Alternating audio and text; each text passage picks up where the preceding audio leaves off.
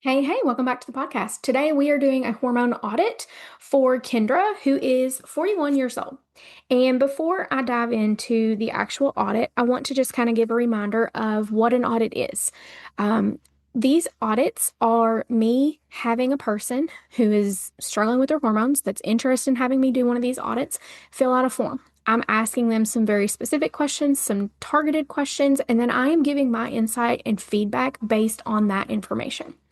Now, this is not the same type of in-depth conversation and work that we would be having if, this person was my one-on-one client, simply because, there's no testing involved here. There's also no conversational back and forth. I don't have the opportunity to ask any clarifying questions or additional questions. And they also don't have the opportunity really to ask me any questions as I'm doing this audit either. Now, all of that being said, these audits are available to you guys as podcast listeners. There is a link that I will have in the show notes today where you can raise your virtual hand and say, hey, I would love for you to do an audit for me.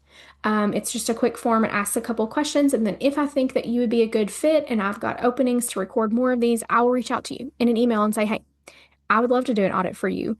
Please fill out this form. And we would go from there.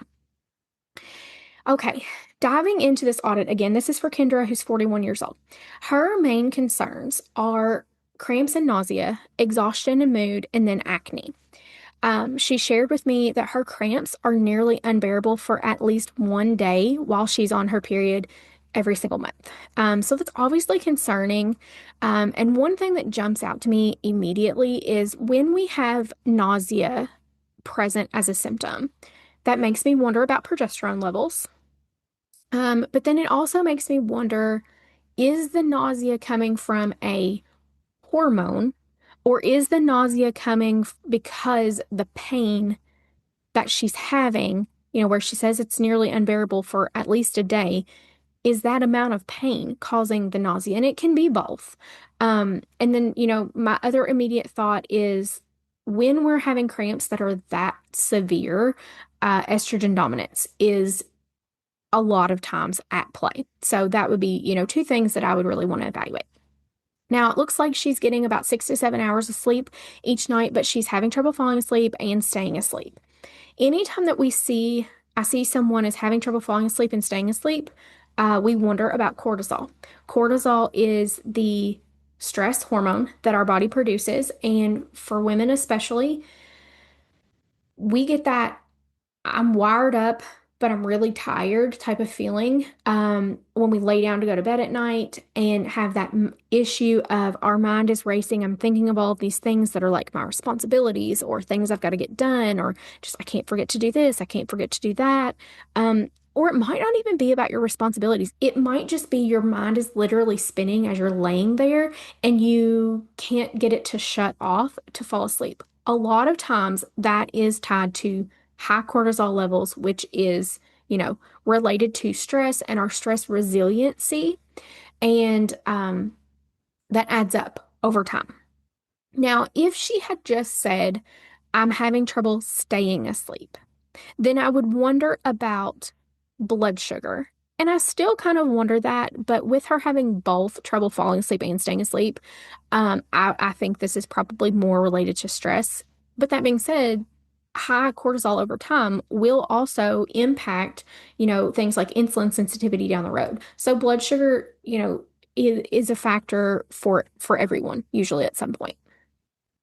Now, she's not following any type of specific diet. She eats 3 meals a day. She does snacks as needed. I love to see that. I just recently recorded a podcast episode where it's episode number 93, where I talked about properly fueling your body. That is super important.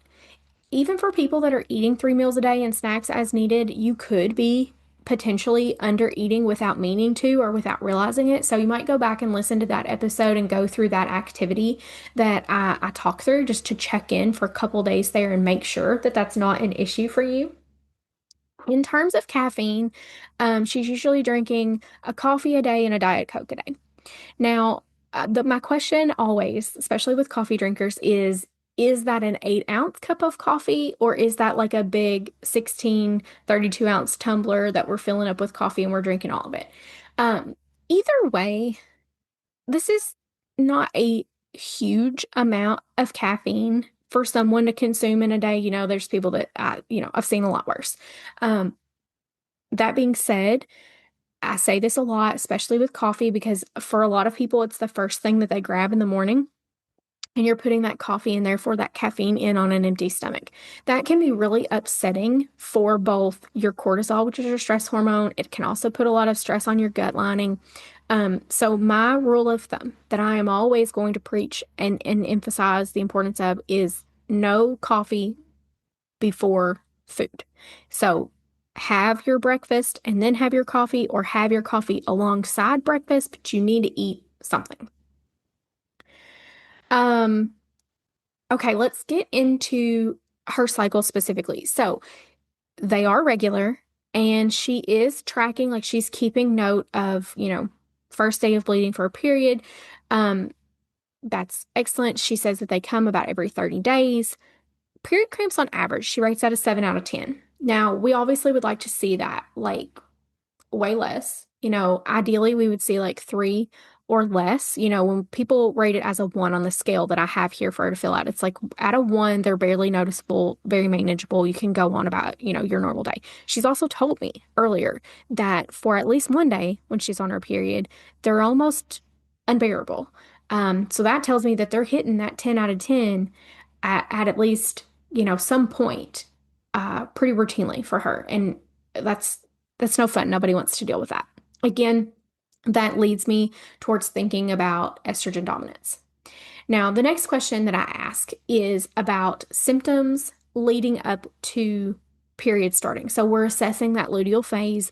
We are assessing PMS type symptoms here. So we've got bloating, mood swings, headaches and migraines, trouble sleeping, breast tenderness, low energy, and diarrhea.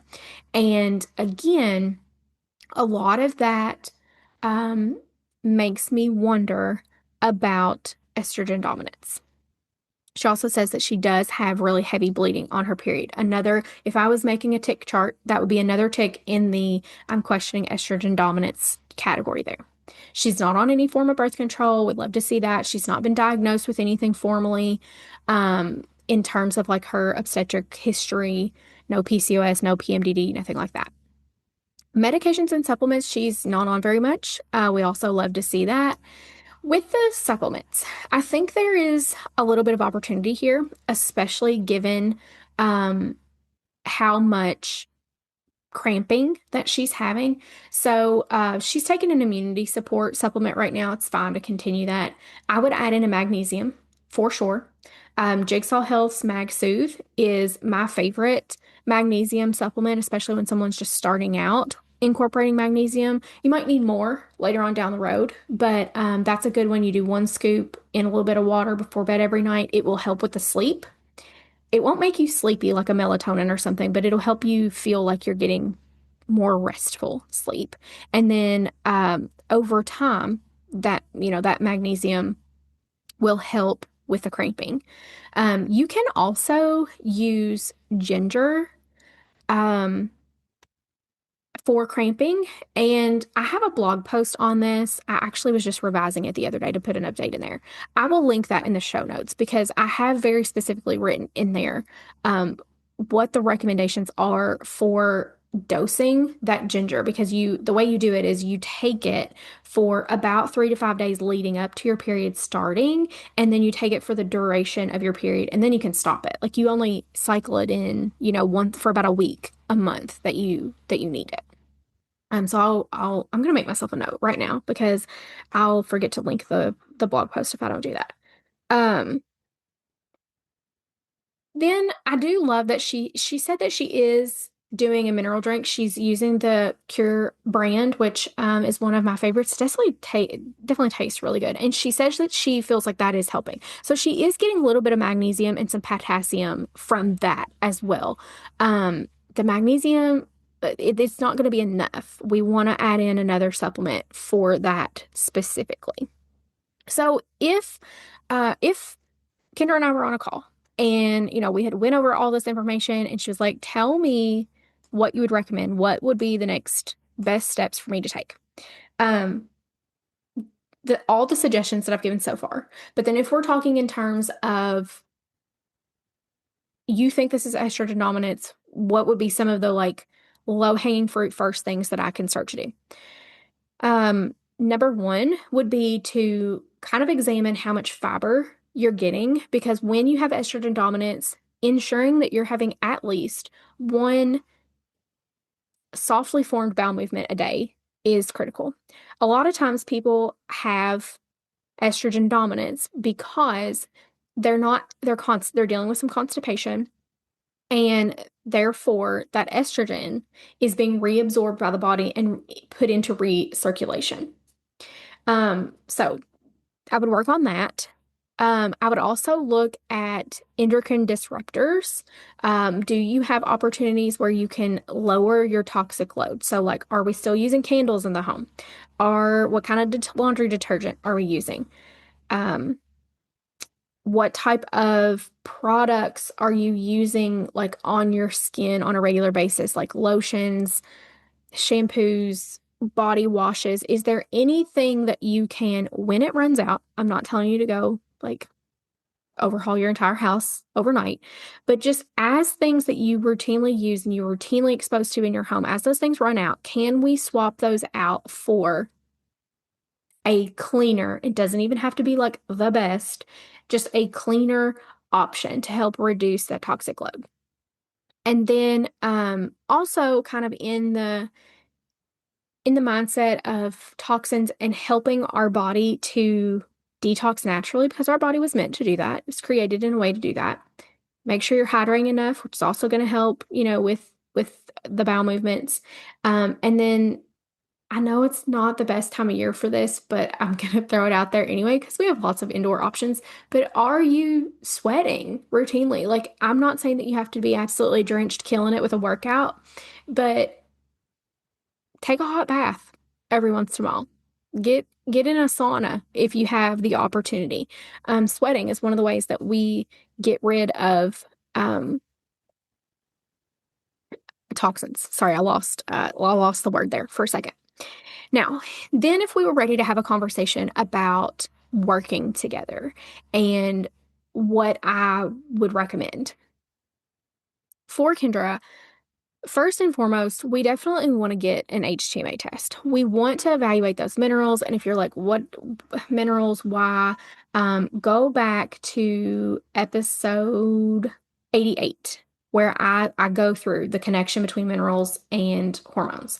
But basically, minerals heavily impact our hormone production and balance. And um, I would want to know what her mineral status is, because especially with her not being on very many supplements, which is not a bad thing, but I'm just saying, um, there and just given the symptoms and the history, just the whole picture, there's probably some mineral either deficiencies or imbalances, because sometimes we can have too much of a certain mineral, or certain minerals, more than one.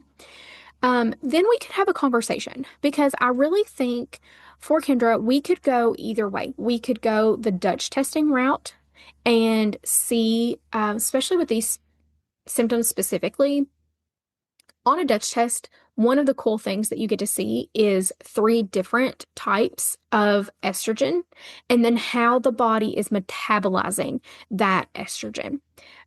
For someone that has these more like estrogen dominance type symptoms, that can be really valuable information to get and have. However, I'd also think that the Mira at home tracking could be helpful, because then we're able to evaluate those estrogen and progesterone levels at more than one point in the cycle. So again, that one would be one where we would really just want to talk. We could talk, you know, bang for our buck and budget, because the Dutch testing is a little more expensive than Mira. Um, but we also could talk about the benefit of, with Dutch testing, we're not only getting the sex hormone insight, we're going to get to evaluate cortisol as well. And for her, I think that that could be really helpful since we are having this, difficulty with sleeping as well. So that's what I would recommend. Again, if you guys have the desire to get one of these audits done for yourself, that link is going to be in the show notes. Um, if you're listening through this and you're like, wow, this audit could have been done for me. I have a lot of these symptoms. I'm going to follow some of these things, but I would really, like to talk with Beta about what she would recommend specifically for me. The link is always in the show notes to book a call with me. It's a Happy Hormones Clarity call. It's 20 minutes. There's no cost. We talk about what's going on with you. I'll give some recommendations similarly to how I do on these audits. And then, if it makes sense and I think I can help you, we would talk about how we could work together. So I hope that this has been helpful, and I will talk to you guys soon.